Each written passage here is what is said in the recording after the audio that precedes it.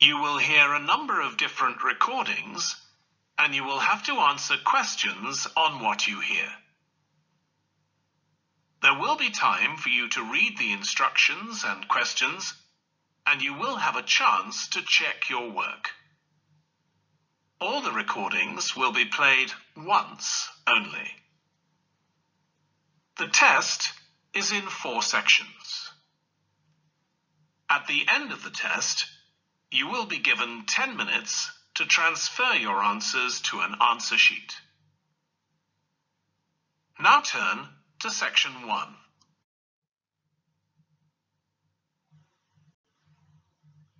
Section 1. You will hear a man inquiring in a tourist centre about activities suitable for families. First, you have some time to look at questions 1 to 4.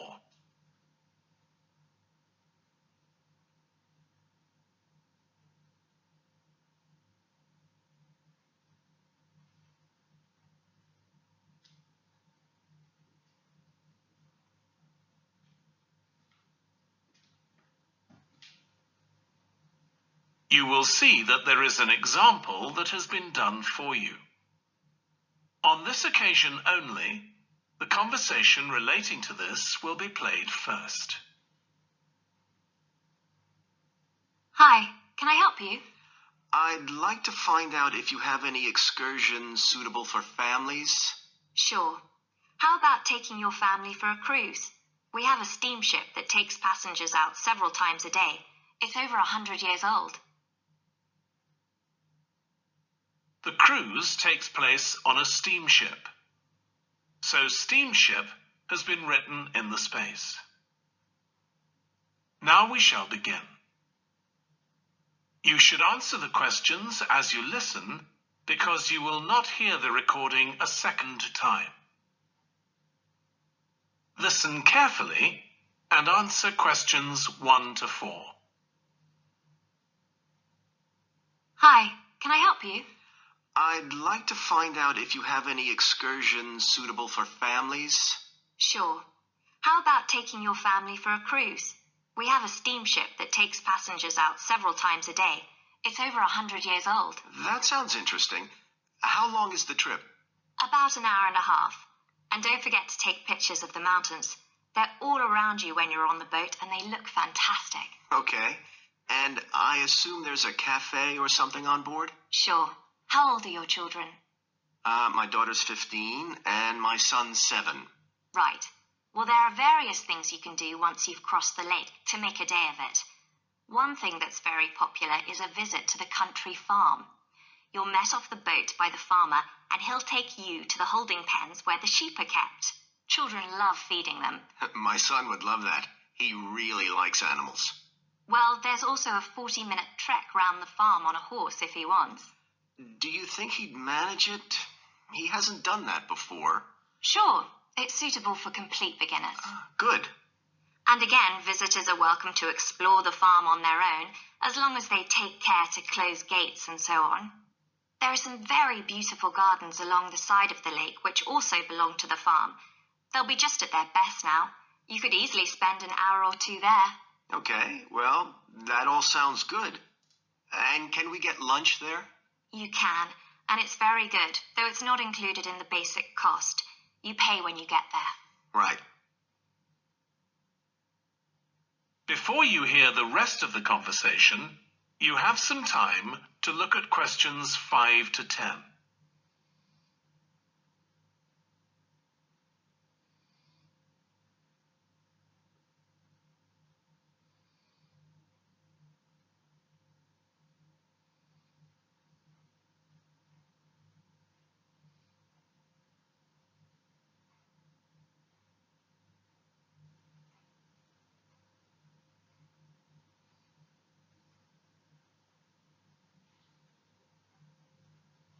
Now listen and answer questions 5 to 10. So, is there anything else to do over on that side of the lake? Well, what you can do is take a bike over on the ship and then go on a cycling trip. There's a trail there called the Back Road. You could easily spend 3 or 4 hours exploring it, and the scenery's wonderful. They'll give you a map when you get your ticket for the cruise. There's no extra charge. What's the trail like in terms of difficulty? Quite challenging in places. It wouldn't be suitable for your 7-year-old. It needs someone who's got a bit more experience. Well, my daughter loves cycling, and so do I, so maybe the two of us could go, and my wife and son could stay on the farm. That might work out quite well. But we don't have bikes here. Is there somewhere we could rent them? Yes, there's a place here in the city. It's called Ratcheson's. I'll just make a note of that. How do you spell it? Ratchesons.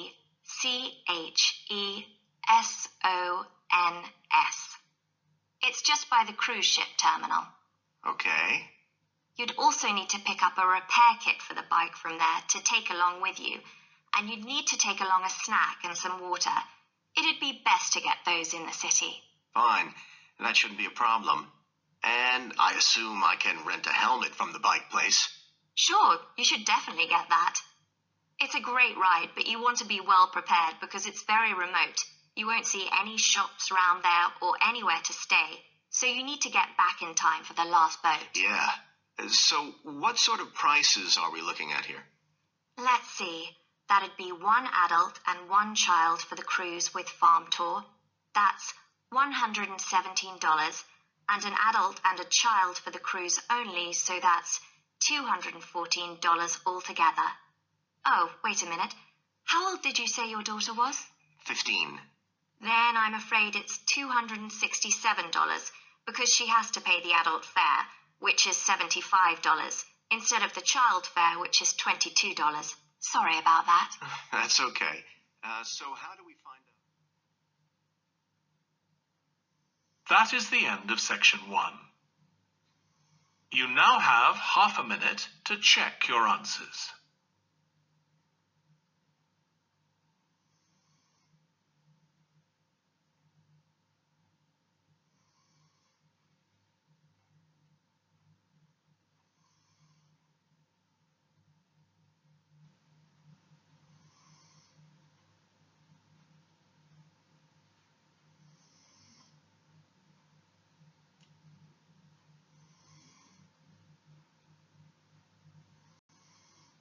Now turn to section 2.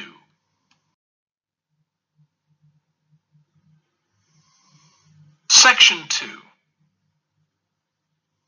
You will hear a restaurant manager talking to a small group of new staff who are starting work as kitchen assistants in a restaurant.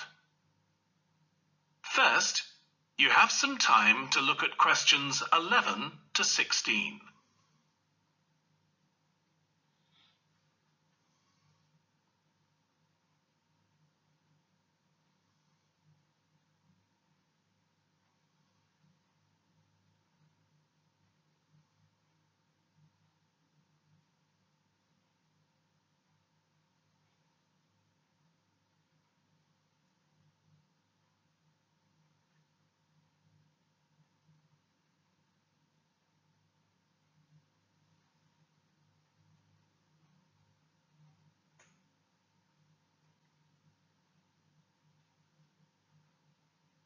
Now listen carefully and answer questions 11 to 16. Good morning, everyone. My name's Joy Parkins, and I'm the restaurant manager. And I understand that none of you have had any previous experience as kitchen assistants. Well, you might be feeling a bit nervous now, but most of our kitchen assistants say they enjoy the work. Okay, they might get shouted at sometimes, but it's nothing personal, and they're pleased that they have so many different things to do, which means they never get bored. And I'll tell you straight away that if you do well, we might think about moving you up and giving you some more responsibility. Right, well, you've all shown up on time, which is an excellent start. Now, I'm glad to see none of you have unsuitable footwear, so that's good. You need to be careful as the floors can get very wet and slippery. Those of you with long hair, I've got it well out of the way, but some of you will need to remove your rings and bracelets. Just put them somewhere safe for today, and remember to leave them at home tomorrow, as they can be a safety hazard. Now, it's going to be a busy day for you all today. We don't have any tables free for this evening, and only a few for lunch. Fortunately, we've got our head chef back. He was away on holiday all last week, which meant the other chefs had extra work. Now, I'll tell you a bit more about the job in a minute, but first, some general regulations. For all of you, whatever your age, there's some equipment you mustn't use until you've been properly trained, like the waste disposal system, for example, for health and safety reasons. Then I think there are 2 of you here who are under 18. That's Emma and Jake, isn't it? Right, so for you 2, the meat slicer is out of bounds, and of course none of you are allowed to use the electric mixer until you've been shown how it works. Now, you may have heard that this can be a stressful job, and I have to say that can be true. You'll be working an 8-hour day for the first week, though you'll have the chance to do overtime after that as well if you want to. But however long the hours are, you'll get a break in the middle. What you will find is that you're on your feet all day long, lifting and carrying. So if you're not fit now, you soon will be. You'll find you don't have much chance to take it easy. When someone tells you to do something, you need to do it straight away. But at least we do have a very efficient air conditioning system compared with some kitchens. Before you hear the rest of the talk, you have some time to look at questions 17 to 20.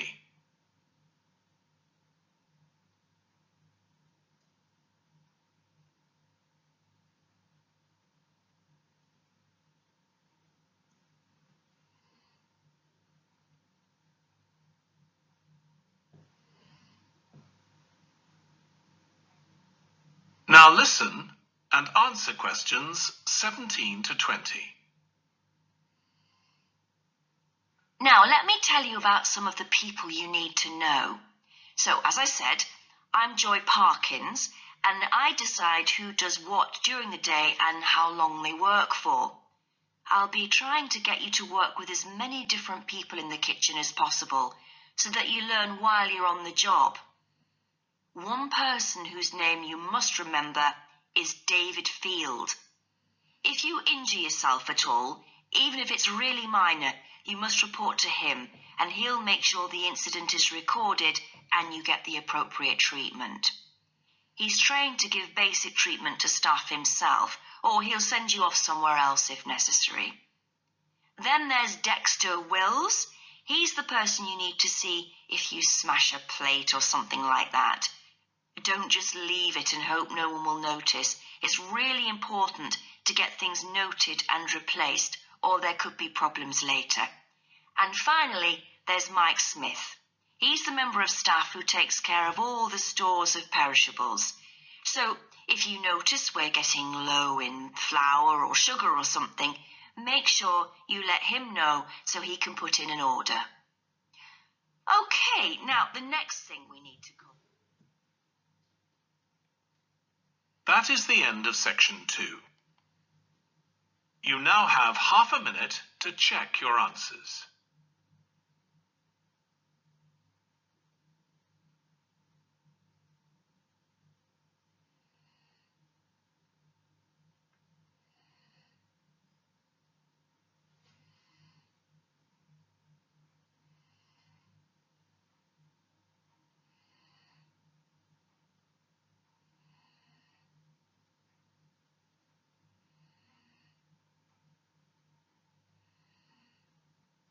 Now turn to section 3.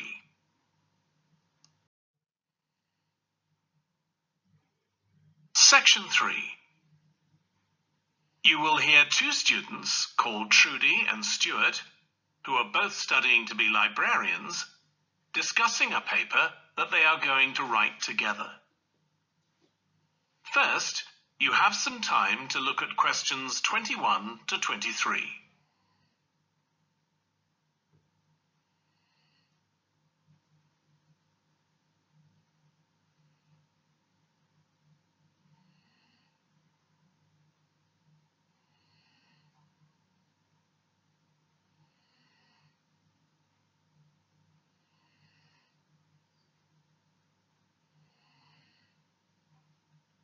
Now listen carefully and answer questions 21 to 23.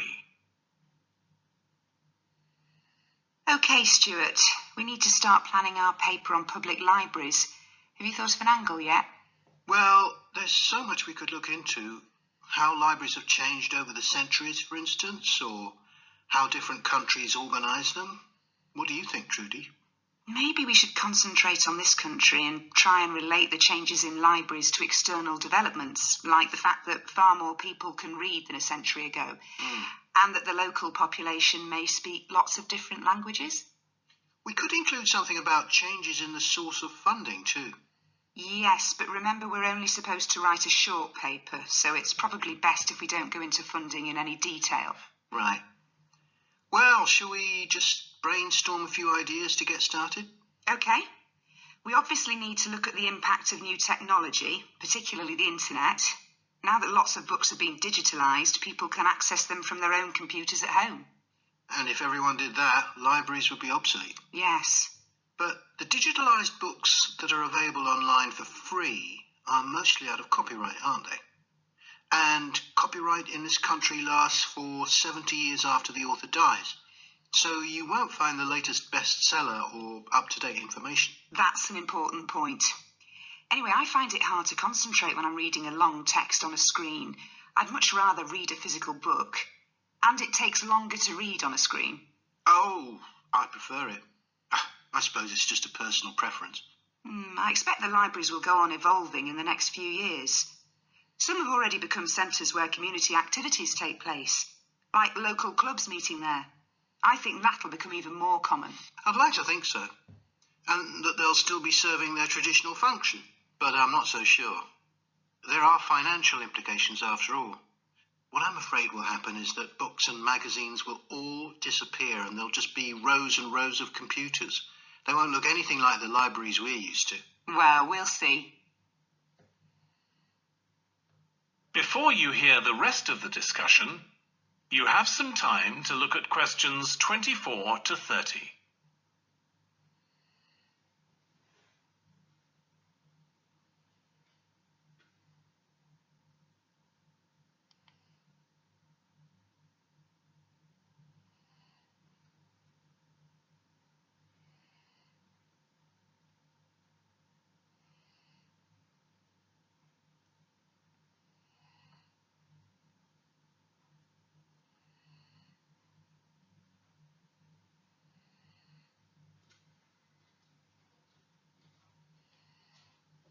Now listen and answer questions 24 to 30. I've just had an idea. Why don't we make an in-depth study of our local public library as background to our paper? Yes, that'd be interesting. And raise all sorts of issues. Let's make a list of possible things we could ask about, then work out some sort of structure. For instance, we could interview some of the staff and find out whether the library has its own budget or if that's controlled by the local council. And what their policies are. I know they don't allow food, but I'd love to find out what types of noise they ban. There always seems to be a lot of talking, but never music. I don't know if that's a policy or it just happens. I've often wondered. Then there are things like how the library is affected by employment laws. I suppose there are rules about working hours, facilities for staff and so on. Right. Then there are other issues relating to the design of the building and how customers use it.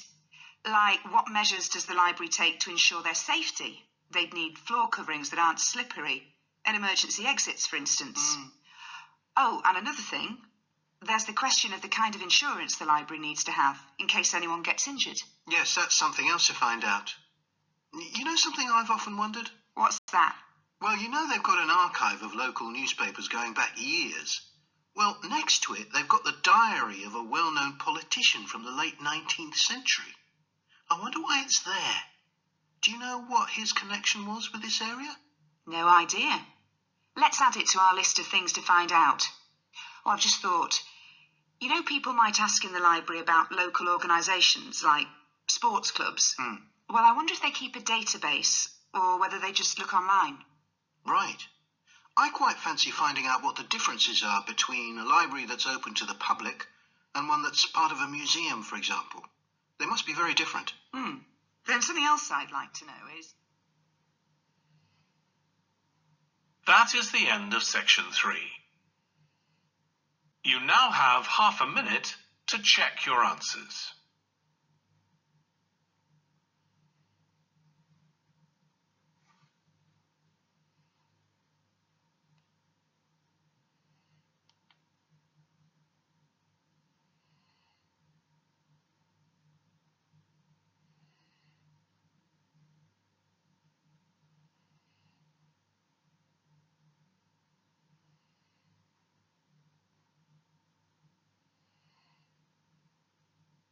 Now turn to section 4.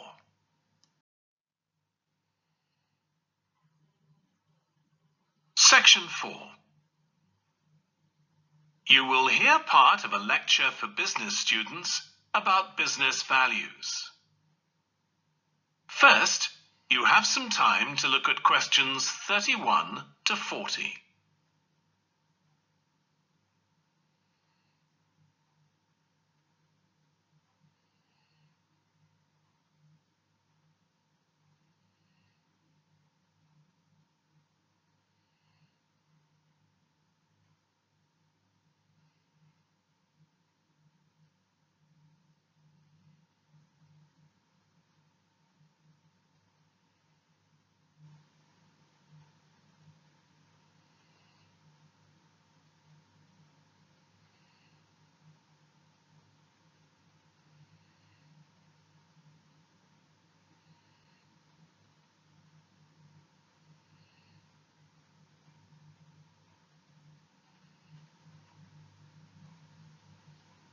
Now listen carefully and answer questions 31 to 40.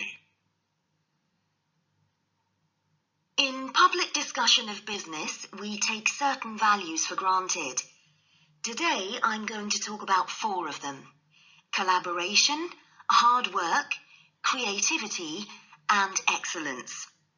Most people would say they're all good things. I'm going to suggest that's an oversimple view. The trouble with these values is that they're theoretical concepts, removed from the reality of day-to-day business. Pursue values by all means, but be prepared for what may happen as a result. They can actually cause damage, which is not at all the intention. Business leaders generally try to do the right thing, but all too often the right thing backfires if those leaders adopt values without understanding and managing the side effects that arise. The values can easily get in the way of what's actually intended. Okay, so the first value I'm going to discuss is collaboration. Let me give you an example. On a management training course I once attended, we were put into groups and had to construct a bridge across a stream using building blocks that we were given. The rule was that everyone in the team had to move at least one building block during the construction. This was intended to encourage teamwork. But it was really a job best done by one person. The other teams tried to collaborate on building the structure and descended into confusion, with everyone getting in each other's way. Our team leader solved the challenge brilliantly. She simply asked everyone in the team to move a piece a few centimetres to comply with the rule, and then let the person in the team with an aptitude for puzzles like this build it alone. We finished before any other team. My point is that the task wasn't really suited to team working, so why make it one? Teamwork can also lead to inconsistency, a common cause of poor sales. In the case of a smartphone that a certain company launched, one director wanted to target the business market, and another demanded it was aimed at consumers. The company wanted both directors to be involved, so gave the product a consumer-friendly name, but marketed it to companies. The result was that it met the needs of neither group.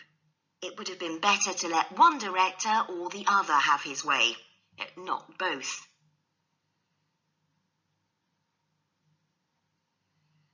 Now, industriousness, or hard work. It's easy to mock people who say they work hard. After all, a hamster running around in a wheel is working hard and getting nowhere. Of course, hard work is valuable, but only when properly targeted. Otherwise, it wastes the resources that companies value most, time and energy, and that's bad for the organisation.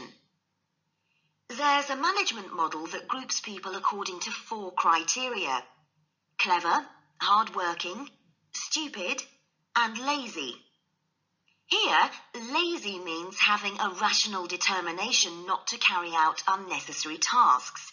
It doesn't mean trying to avoid work altogether. Most people display 2 of these characteristics, and the most valuable people are those who are both clever and lazy.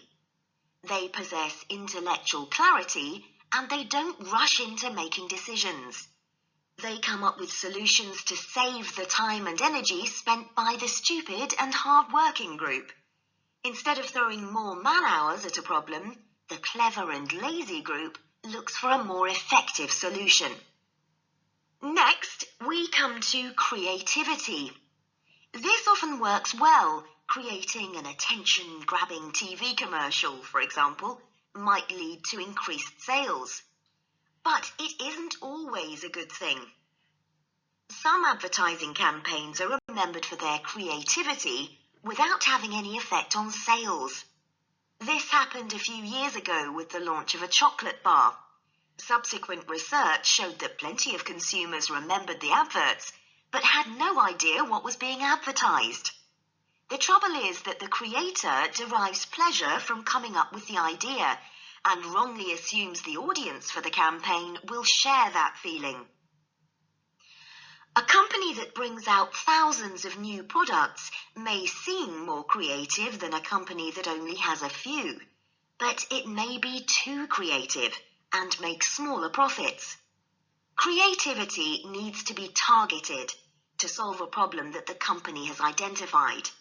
Just coming up with more and more novel products isn't necessarily a good thing. And finally, excellence. We all know companies that claim they strive for excellence, but it takes a long time to achieve excellence. In business, being first with a product is more profitable than having the best product. A major study of company performance compared pioneers, that is, companies bringing out the first version of a particular product, with followers, the companies that copied and improved on that product.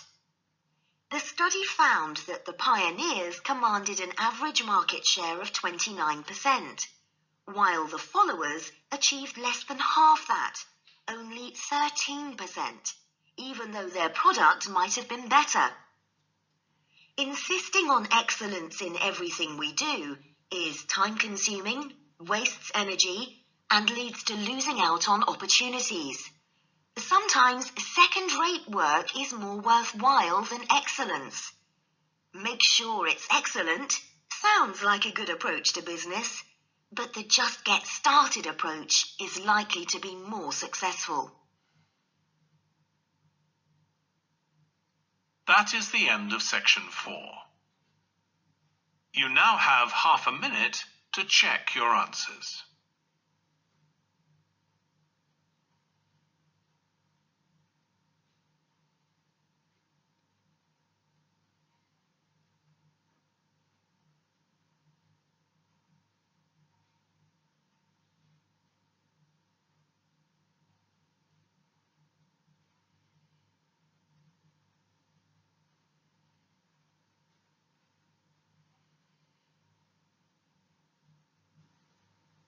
That is the end of the listening test.